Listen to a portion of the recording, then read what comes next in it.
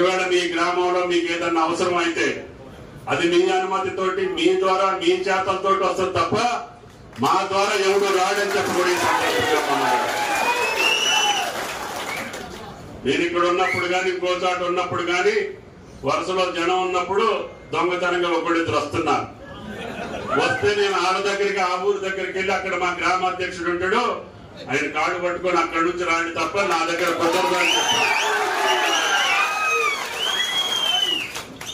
కాబట్టి దయచేసి మీరందరూ కూడా అదే పద్ధతిలో నిజమైనటువంటి ఓటర్ని మనం ప్రజల్ని విభేదించట్లేదు.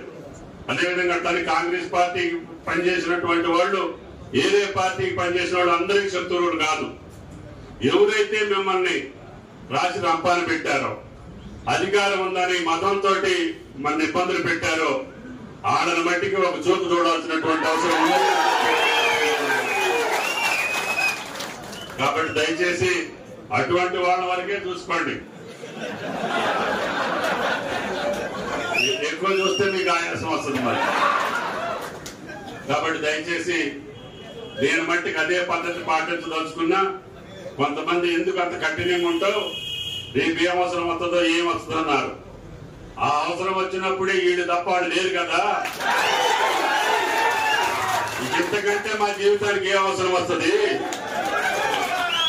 ఇంత కష్టకాలంలో వీళ్ళు నన్ను బతికించినప్పుడు వీళ్ళు కాదని వీళ్ళ ఎత్తున ఇంకొకటి కూర్చోబెడితే వాళ్ళ బతికేంటి అని చెప్పి నేను అడుగుతున్నా.